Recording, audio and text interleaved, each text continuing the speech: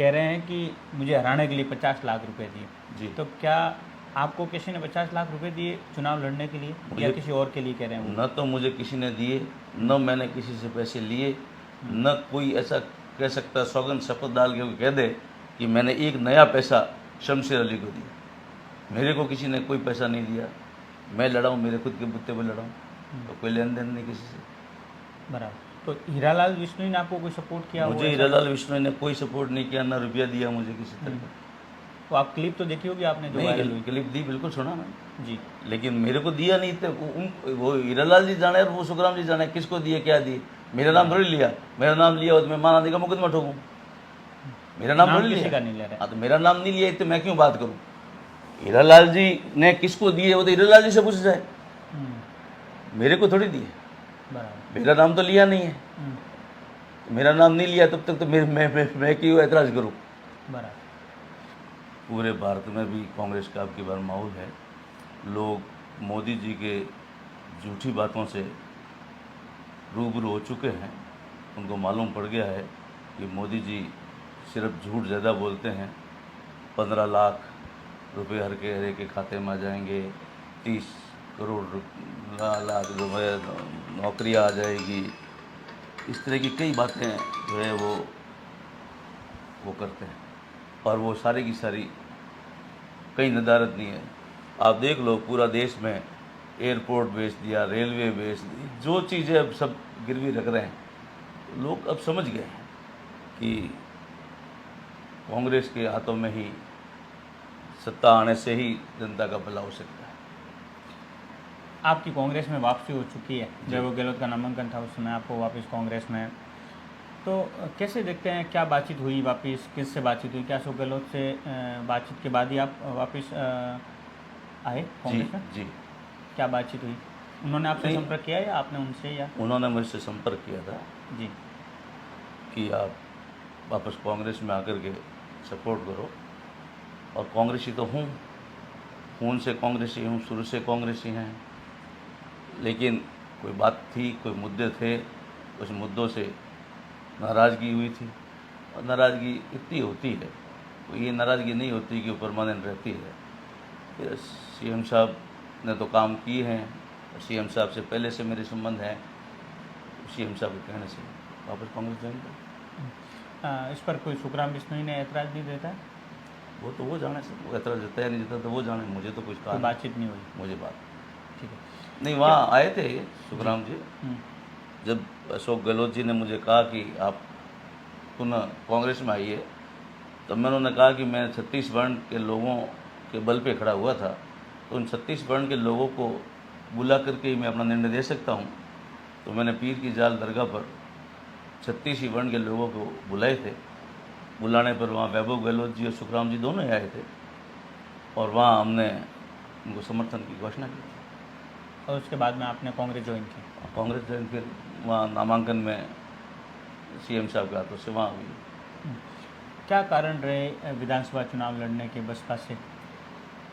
ये कोई कारण थे, अब बार बार वो कारण बताने से कोई फ़ायदा नहीं होता है। जो कारण थे वो हो गया, अब उसका पटाख से पे ठीक है। क्या कोई जिला अध्यक्ष नहीं बनाना या कोई एक ज़मीन जो आपके समाज के लिए आवंटित करना? कई चीज़ें थी, एक आध चीज़ नहीं थी जी। कई चीज़ें थी। जिला अध्यक्ष की बात भी नहीं थी। जिला अध्यक्ष तो जालोर जिले के जिला अध्यक्ष के टाइम में कांग्रेस की तरफ से 2 मांग रखी गई थी जी। या तो एससी का बनाया जाए जी या माइनॉरिटी का बनाया जाए। जी। इसलिए वो कोई जिला अध्यक्ष वाली बात तो थी ही नहीं, क्योंकि एससी का ही बनना था। कारण ये था कि माइनॉरिटी का बाड़मेर में बन चुके थे, अपने नागौर में बन गए थे, जोधपुर में बन चुके थे।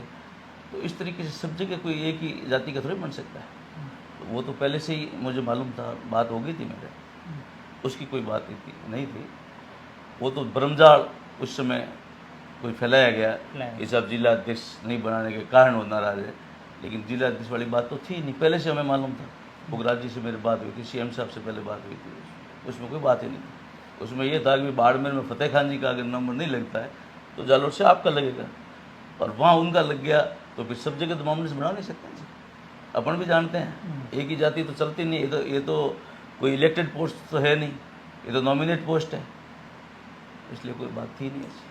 तो और क्या वजह रही जिसके कारण आपको? कई वजह थी। अब मैंने जैसे आपसे निवेदन किया कि बार बार वो वजह बताने से कोई फ़ायदा नहीं होता है। जो थी वो हो गया, आगे देखेंगे क्या होता है। एक सभा में हाल ही में वैभव गहलोत को लेकर एक सभा थी, अशोक गहलोत भी आए थे जी। सांचौर में, जी जहाँ पे सुखराम बिश्नोई का एक क्लिप वायरल हुआ सोशल मीडिया पे, जी और जिसमें वो कह रहे हैं कि मुझे हराने के लिए 50 लाख रुपए दिए।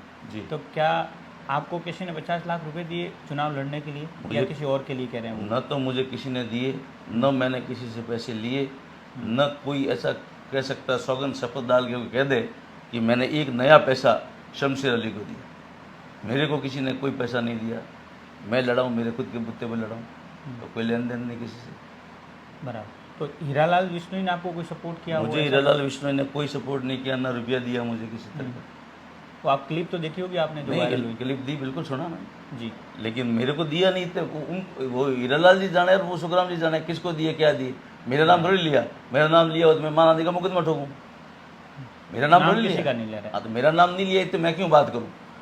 हीरालाल जी ने किसको दिए वो तो हीरालाल जी से पूछ जाए, मेरे को थोड़ी दिए। बराबर। मेरा नाम तो लिया नहीं है। मेरा नाम नहीं लिया तब तक तो मैं क्यों ऐतराज़ करूं। बराबर। अब आपके और सुखराम जी के जो बीच में गिला शिकवा या मतभेद जो हुए वो दूर हो गए? अभी बातचीत करते हैं या नहीं? नहीं, बातचीत है, मेरे क्या तकलीफ है। मेरे कोई तकलीफ नहीं। जी। कोई बात हो तो कर लेते हैं, नहीं बात हो तो कोई ज़रूरत नहीं है ऐसी। बराबर। अभी चुनाव प्रचार में लगे हुए हैं आप? बिल्कुल। मुझे 2 जिलों का ही बताया सीएम साहब ने कि दोनों जिलों में जाना है जी। आपको। मैं दोनों जिलों में जा रहा हूँ। जालोर जाके आया हूँ, मैं जालोर बीनमाल जाके आया हूँ। आगे पहले मैं सिरोही जाके आया था। और जो स्थिति होती है वो वापस सीएम साहब से मैं बात कर लेता हूँ रात को कि भाई इस जगह पर ये बात है, इस जगह पर ये कमी है, इस जगह आप इस आदमी को भेजो, वो सेटल करें, वो मैं बता देता हूँ। कैसे देखते हैं, एक और पूर्व मुख्यमंत्री अशोक गहलोत के बेटे वैभव गहलोत, दूसरी ओर लुम्बाराम चौधरी जो एक सामान्य परिवार से हैं, किसान परिवार से, पहली बार लोकसभा का चुनाव लड़ रहे हैं। इससे पहले लोकसभा का चुनाव उन्होंने कभी नहीं लड़ा और प्रधान और जिला परिषद सदस्य पार्टी के जिला अध्यक्ष के तौर पर रहे हैं। कैसे देखते हैं, 60 के आसपास की उम्र है, दूसरी तरफ कांग्रेस ने युवा चेहरे को उतारा, कैसे देखते हैं दोनों को आप? ऐसा है, सीधी सी बात है। अभी भीनमाल में आदरणीय मोदी जी पधारे थे। उन्होंने सीधे तौर पर कहा कि ये वोट नरेंद्र मोदी को देना है। उन्होंने लुम्बाराम को वोट देने का नहीं कहा, मोदी को वोट देना। यहाँ से तो एमपी अगर कोई बनेगा तो या तो लुम्बाराम जी बनेंगे या वैभव गहलोत जी बनेंगे। वोट अगर अशोक गहलोत जी यहाँ घूम रहे हैं और वो कहे मुझे अशोक गहलोत को वोट देना है, ये तो बात सही नहीं है ना। वो कहते हैं कि वैभव को वोट देना, यही कहते हैं ना। अशोक जी घूमते हैं क्या कहते हैं, वैभव को वोट देना।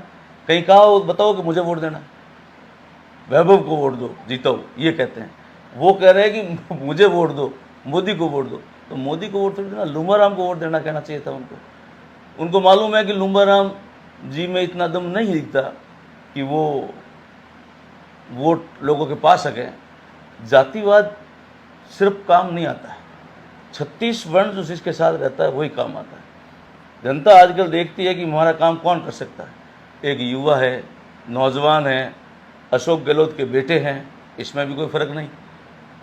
लेकिन वोट वो अशोक गहलोत जी नहीं मानते हैं, मानते हैं कि वैभव गहलोत को वोट दें। और उधर मोदी जी कहते हैं मुझे वोट दो। तो वोट उनको देना है कि लुम्बाराम जी को देना है? आपका कहना है कि मोदी जी अपने नाम पे मांग रहे हैं, हाँ। अगर लुम्बाराम जी को आगे किया जाए तो वोट नहीं आएंगे? नहीं, लुम्बाराम जी को करने से आज दे नहीं सकते लोग वोट।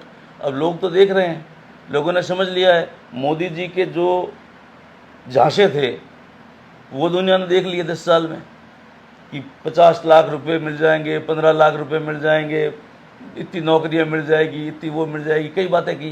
लेकिन कोई धरातल पे उतरा हो तो बताओ, 15 लाख आए किसी के खाते में? किसी के खाते में 15 पैसे नहीं आए। फिर अमित शाह जी कहने लग गए कि ये तो जुमला था। अमित शाह जी कह रहे थे कि ये जुमला था, ये कोई वास्तविकता थोड़ी थी। तो यानी इनके लोग बोलते ही खुद ही का वापस उठला देते हैं। इस तरह से चलता नहीं है ना। आप कह रहे हैं कि लुम्बाराम जी के लिए मोदी जी वोट मांग रहे हैं, तो फिर वैभव गहलोत के लिए राहुल जी भी तो वोट मांगे, कौन मना कौन कर रहा है? नहीं, राहुल जी वोट मांग रहे हैं कांग्रेस के लिए, कांग्रेस के कैंडिडेट को देना, ये तो उनका कहना हो सकता है। लेकिन मुझे वोट दो ये नहीं कहते ना, वो कहते हैं वैभव गहलोत को वोट दो, वोट दो वैभव गहलोत को वोट दो। वैभव गहलोत है यहाँ, तो प्रियंका जी आके गई है ना, प्रियंका जी ने वोट मांगे, किस खुद के मांगे क्या? आप देख लो भीलवाड़ा में। नहीं तो खुद के, जैसे मान लो मोदी जी, आपका आरोप है कि भाई मोदी जी खुद के लिए मांग रहे हैं, तो प्रियंका जी भी तो खुद के लिए मांगे। नहीं, प्रियंका जी ने कहा कांग्रेस को वोट, हम्म।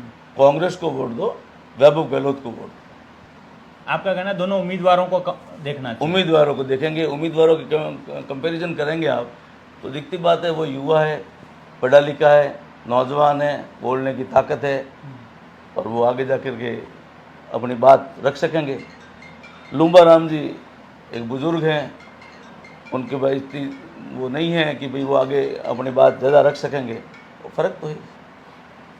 बीजेपी आरोप लगा रही है कि वैभव गहलोत जोधपुर के हैं, जोधपुर में चुनाव हार गए, वहाँ जीतने के कोई आसार नहीं थे, तो उन्होंने अपनी सीट बदल के जालोर सिरोही को चुना, और अब यहाँ से जीत जाएंगे तो वो यहाँ से जोधपुर शिफ्ट हो जाएंगे, यहाँ के लोगों के लिए मिलना जुलना ये तमाम। और कांग्रेस आरोप लगा रही है कि 12वीं पास है लूम्बा राम जी, तो क्या संसद में मामले उठाएंगे, यहाँ का कैसे विकास करेंगे, उनके लिए एक नौजवान को भेजना चाहिए, ये कांग्रेस का है। आप दोनों को कैसे देखते हैं, दोनों बातों को? मेरा निवेदन ये है, जहाँ तक बाहरी का प्रश्न है, हमारे जालोर संसदीय क्षेत्र से आप रिकॉर्ड उठा के देख लीजिए कितने बाहरी आए हैं, चाहे कांग्रेस से आए चाहे बीजेपी से आए। बाहरी बूटा सिंह जी भी आए थे, लेकिन जो उन्होंने काम यहाँ किए थे उस कारण से उन्हें निर्दलीय जिताया था लोगों ने। वो क्यों जिताया था? काम के पीछे। बात ये नहीं है कि बाहरी है या अंदरूनी। जब अपना संविधान ये कहता है कि पूरे भारत का कोई भी व्यक्ति कहीं से भी खड़ा हो सकता है, विधानसभा में पूरे स्टेट में से कोई खड़ा हो सकता है, तो बाहरी वाली तो बात ही नहीं। जहाँ तक वैभव गहलोत जी की बात है, वो तो बाहरी बिल्कुल ही नहीं है, क्योंकि जोधपुर और जालोर तो एक ही है। जोधपुर डिवीज़न, जो पहले डिवीज़न भी 7 था, अब केलापाली अपने हो गया, लेकिन जोधपुर मारवाड़ कहलाता है, अपन भी मारवाड़ में है, इसलिए ये तो बाहरी वाली बात तो है ही नहीं। कहाँ मिलेंगे, कहाँ जाएंगे, ये जाएंगे तो भी कहाँ जाएंगे, जोधपुर से आगे तक जाने वाले नहीं, जालोर रहेंगे। पहली बात उन्होंने खुद ने कह दिया कि मैं मेरा स्थायी निवास यहाँ बनाऊँगा, उसके बावजूद भी अगर चले जाएंगे, जाएंगे कहाँ? जोधपुर, और कहीं जाने वाले नहीं। यहाँ से सुशीला बंगारू जी, लक्ष्मण बंगारू जी, वो भी आए थे, वो आए थे तो फिर क्या अपन गए थे उनके पीछे? ऐसे नहीं होता है, ये तो सिर्फ बातें हैं, बाहरी अंदरूनी, आगे के अंदर के रह कर के क्या कोई न्याय ज़्यादा कर लेंगे या बाहरी जो है वो अपने को खा जाएंगे, ऐसी कोई बात नहीं होती है। बाहरी ज़्यादा काम करता है, बूटा सिंह जी ने करके बताया। वैभव गहलोत जी है, वो तो घर के हैं बिल्कुल ही। जब अशोक गहलोत जी के लड़के हैं तो अशोक गहलोत जी ने तो बहुत कुछ दिया है, इसमें भी कोई शक नहीं। कांग्रेस लूम्बा राम जी के एजुकेशन पे सवाल उठाती है कि 12वीं पास है, तो संसद में क्या यहाँ के मुद्दे उठाएंगे? खैर ये तो अलग अलग बात है, अलग अलग अपना अपना सोचना है, क्योंकि 12वीं पास है या पहली पास है उससे कोई फ़र्क नहीं पड़ता। मेरे अनुसार आदमी की खुद की कैपेबिलिटी होनी चाहिए कि वो कितना बोल सकता है, कितना उसका नॉलेज है। सेम लोढ़ा जी ने ये बात कही थी। हाँ, मैं निवेदन कर रहा हूँ, नहीं अच्छी बात है, उन्होंने कहा सही बात कही है, लेकिन ख़ास करके उसका उनका नॉलेज क्या है।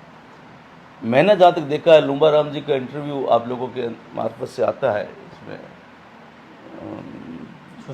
सोशल मीडिया पर, तो उस पर देखा है कि वो अक्के बक्के रह रहे हैं, वो बोल नहीं सक रहे हैं। एक नरेश जी ने एक कहा था कौन सी लोकसभा है, तो वो मैं 18वां प्रत्याशी जिला परिषद के 18 नंबर से जीता हूँ, मतलब वो जवाब इस तरह से दे रहे हैं। उससे मालूम पड़ता है कि वो बोलने के अंदर थोड़े अभी माहिर नहीं। हालांकि वो प्रधान रह चुके, मैं भी प्रधान रह चुका हूँ, तो वो भी रह चुके हैं, वो जिला अध्यक्ष भी रहे हैं, अभी जिला परिषद के सदस्य भी हैं। ऐसी बात नहीं होती है, लेकिन वो क्या है कि एक जीतना अलग बात हो जाती है और बात करना अलग बात होती है। बीजेपी के जो तमाम बड़े नेता हैं वो कहते हैं कि एक और राजा है, अशोक गहलोत के बेटे को राजा कहते हैं, कि एक और राजा है और एक आम किसान का बेटा है, तो आम किसान के बेटे को वोट देना चाहिए, ये बीजेपी कहती है। बीजेपी के तमाम जो नेता आता है, राजा वर्सेस एक सामान्य किसान के बेटे को वैसे तुलना करते हैं, आप उसे कैसे देखते हैं? मेरा ये कहना है कि लोकतंत्र में पहली बात तो राजा है ही नहीं कोई, राजा वाली बात ही नहीं। अगर राजा की बात करो तो फिर मोदी जी भी महाराजा होंगे, ये राजाओं के राजा है, प्रधानमंत्री हैं तो महाराजा हो गए। आज के टाइम में कोई राजा नहीं है, कोई महाराजा नहीं है, और न कोई नौकर है। आज के समय में सब बराबर हैं और सभी अपने अनुसार बात करते हैं। लोग, जनता जनार्दन है वो राजा है। जनता अपना वोट किसको देती है वो राजा निकालती है। राजा बनाती कौन है? मतपेटियाँ निकालती है। अब तो वो वाली बात तो रही नहीं कि राजा का पुत्र है वो राजा है। आज मैं अगर मेरे पिताजी का लड़का हूँ इसलिए कोई गांव का धनी थोड़ी बन गया। आज के टाइम में तो सभी जनता बराबर है। वैभव गहलोत के लिए ये जो लोकसभा चुनाव है ये कितना महत्वपूर्ण मानता है, क्योंकि पहली बार लड़े, हार गए थे, ये सेकंड चुनाव है, और आगे के राजनीतिक भविष्य के लिए गहलोत साहब खुद, जो अशोक गहलोत है वो खुद पूरा दम लगा रहे हैं कि इस बार वैभव गहलोत जीत जाए तो इनके आगे का जो राजनीतिक भविष्य है वो एक बेहतर हो। आप कैसे देखते हैं इस चुनाव को वैभव गहलोत से जोड़कर? ऐसे है, ये तो निसंदेह बात है कि अगर व्यक्ति एक बार हार जाता है और अगर दूसरी बार वो नहीं जीतता है तो उसका मनोबल तो टूटता ही है, उसका भी मनोबल टूटता है, और पार्टी लेवल पर भी आगे एक प्रश्न चिन्ह तो खड़ा होता ही है कि वो हार गया वहाँ, अब की बार हार गया, 2 बार हार गया तो बार बार क्या मालूम जनता उसे नकार रही है, ये तो होता ही है, इसमें कोई शक नहीं। तो वैभव गहलोत जी के लिए भी ये चुनाव जो है बड़ा महत्वपूर्ण है, इसमें कोई शक नहीं। अशोक गहलोत ने मौका देख के वैभव गहलोत को यहाँ पे चुनाव मैदान में उतारा, क्योंकि एक और जहाँ टिकट चेंज होगी, देवजी पटेल की टिकट काट कर लुम्बा राम जी को दी, और दूसरी तरफ लगा कि इस बार माहौल कांग्रेस के पक्ष में हो सकता है। ये तमाम जो राजनीतिक गणित है वो सब देखे अशोक गहलोत ने। असली हकीकत ये है जी अशोक गहलोत जी ने ये देखे नहीं देखे मुझे मालूम नहीं है। जी अशोक गहलोत जी ने हम लोगों के पास में जब टिकट नहीं हुआ उससे पहले, हालांकि मैं उस समय कांग्रेस में नहीं भी था, फिर भी चारों तरफ से उन्होंने पूछताछ करवाई, लोगों को पूछा, और हमारे लोगों ने कहा कि यहाँ पर वैभव गहलोत अगर आते हैं तो अच्छी बात है। तो हम लोगों ने जोर दिया कि नहीं, वैभव जी को यहाँ भेजो जिससे ये सीट कांग्रेस जीत सकती है। तो इसलिए उन्होंने हाँ भरा। उनका खुद का मन पहले से नहीं था कि भाई यहाँ से लड़ाएं। दोनों जिलों में आप घूम रहे हैं, वैसे 3 जिले हो गए, सांचौर, जालोर, वो 3 ही कह दो, 3 ही जिले हो गए, सांचौर है, जालोर है और सिरोही है। जी। तीनों जिलों में आप घूम गए। क्या लगता है इस बार कांग्रेस के कार्यकर्ता क्या चाह रहे हैं? इस बार जोश है? कांग्रेस कार्यकर्ताओं में बड़ा जोश है। अब की बार सबके मन में ये आ गया है कि वैभव जी जीतेंगे और आलिशान वोट से जीतेंगे, इसमें भी कोई शक नहीं है। इस बार कांग्रेस मजबूत है? मजबूत है, पूरी मजबूत है। ये तीनों जिलों में कांग्रेस एकजुट है? किसी नेता आपस में कोई मतभेद है? ऐसे नहीं, तो नहीं? नहीं नहीं, कोई मतभेद नहीं है, किसी से कोई मतभेद। आपस में किसी से एक दूसरे के होंगे तो भले हो जाएंगे, इस सीट के लिए किसी से कोई मतभेद नहीं है, सभी वैभव के साथ है। बराबर। इस बार कितना चांस है जीतने की? कांग्रेस की सीट निकले, क्या लग रहा है इस बार? 100% निकलेगी। क्योंकि लगातार बीजेपी जीत रही है। 100% अब की बार जीतेगी। चुनौती? कोई चुनौती नहीं है, चुनौती है ही नहीं। बीजेपी लगातार जीत रही है, कुछ चुनौती? नहीं, बीजेपी लगातार जीत रही है, इसी से हम अब की बार कांग्रेस आराम से जीतेगी। लगातार जीतने के चलते हाँ, लोगों ने देख लिया कि इस 20 साल में क्या हुआ। आप ये देखो, इन 3 जिलों में, अब 3 जिले हो गए, इन 3 जिलों में बीजेपी ने जो ऊपरी चीज सभी की आती है वो छोड़ दो, तो कोई स्पेशल एक काम बता दो, आप बता दो कि ये स्पेशल एक काम ये 3 जिलों में ये हुआ। कोई बड़ी फैक्ट्री लगी हो, बड़ा कोई इन्वेस्ट हुआ हो, कोई ऐसी कोई एक आध चीज़ बता दो 3 जिलों में, आप ही बता दो। सबसे अंतिम सवाल पे आते हैं जी। वैभव गहलोत इस बार तरक्की एक्सप्रेस लेके आए जी। हैं जालोर सिरोही के लिए, जी। और हमेशा वो अपने संबोधन में कहते रहते हैं कि यहाँ के लोगों के लिए, प्रवासियों के लिए ट्रेन का विस्तार बहुत ज़रूरी था, रेलवे का विस्तार, लेकिन हो नहीं पाया। अगर मैं जीतता हूँ तो रेलवे के विस्तार पे ज़्यादा फोकस रहेगा। आप कैसे देखते हैं रेलवे के विस्तार को जालोर सिरोही से जोड़कर, कितना महत्वपूर्ण है? बिल्कुल बहुत महत्वपूर्ण है सर। रेलवे का विस्तार तो ये आप देख लो, ये ब्रॉडगेज जब से बनी है तब से अपने यहाँ की पैसेंजर ट्रेनें तो एकदम ख़त्म हो गई। जो लोग अपने प्रवासी भाई बाहर बैठे हैं उनके लिए साधन यही था सबसे बड़ा कि भाई ये आ जाए, आने जाने में आराम मिले, लेकिन कोई बात नहीं हुई। पहले ये बात हुई थी कि भाई ये ट्रेनें कर लेंगे, वो कर लेंगे। जब 10 साल की मोदी जी सरकार थी और 20 साल से अपने यहाँ एमपी भी ये थे, फिर भी एक कोई कार्रवाई नहीं हुई, क्योंकि ऊपर जो है वो ज़ोर से कोई आवाज़ उठाने वाला नहीं था।